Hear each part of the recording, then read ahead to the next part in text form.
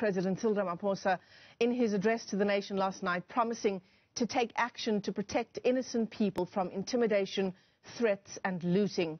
In a warning to perpetrators of lawlessness, he says clear instructions have been issued for their arrest and their prosecution. The developments over the past few days seeing the steepest challenge yet to democratic South Africa's social contract. Joining us now to weigh in on these issues is the South African Human Rights Commission CEO, Advocate Tseliso Thipanyane. Advocate, it's great to have you with us on the show this morning in what is an unprecedented time for our country. The President last night confirming that the SANDF has been deployed, the fourth time in a democratic South Africa that such a step has been taken. What's your reading of that decision from the President? Good morning to you and to your viewers. It's definitely a very important development, and also important intervention by the state. Because, at this point in time, our democracy is really under threat from what is happening there. But also it highlights some of the underlying challenges of poverty, unemployment, which continue to feed into this. But certainly there is no doubt that, for the past few days, the state has failed to discharge its constitutional mandate to protect our people from damage to their property and looting and stuff like that. But secondly, it shows that, 25 years later, we are still battling to inculcate the cultures of our dignity and respect for human rights, which all of us are supposed to uphold, despite our political challenges. So we're really in a crisis here, and I guess it was very important that this measure had to be taken by the President to prevent further loss to damage to property and damage to life and everything else. It's concerning, though, isn't it, that this step had to be taken because it does appear, by all accounts, that the SAPS is unable to take the necessary measures to bring the situation under control when arguably it should be able to do so.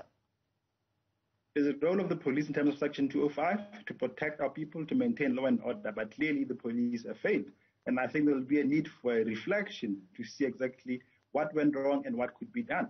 Because the police are the ones who have to protect our people, protect our property, to uphold law and order. What we are seeing now is a complete failure in that regard by the police.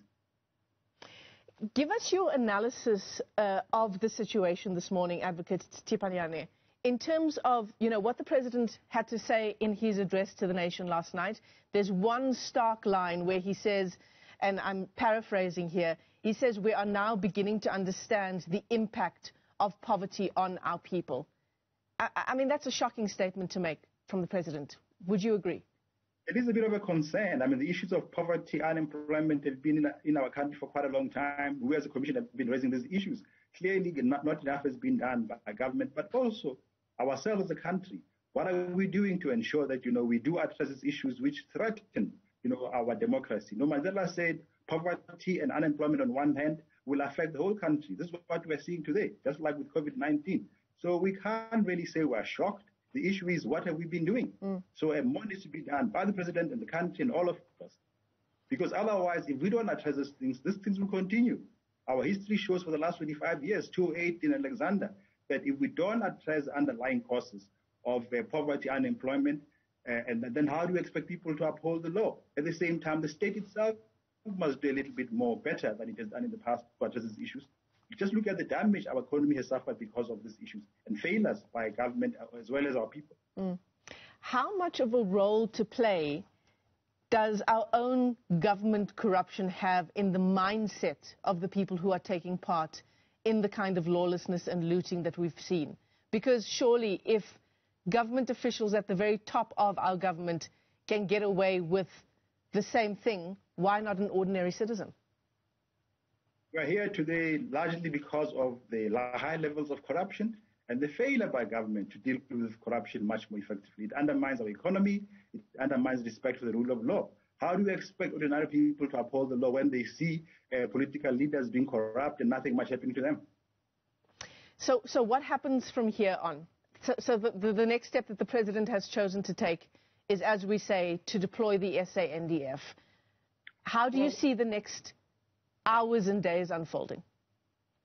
This requires extensive reflection on all of us to press that reset button and see what needs to be done properly. But secondly, there needs to be much more maintenance of law and order in our country. We need to stop this looting happening, and also minimize private citizens getting involved and doing things in their own way.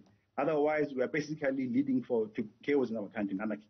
And this undermines the very core values which our people fought for and died for in this country. For a free South Africa where people live in peace and harmony, and also with dignity, against also a fear of for poverty and violence. Yeah. Advocate Tseliso Thipanyane, he's the CEO of the South African Human Rights Commission, joining us via our video link this morning as we all try to unpack the moment we are in as a country at the moment.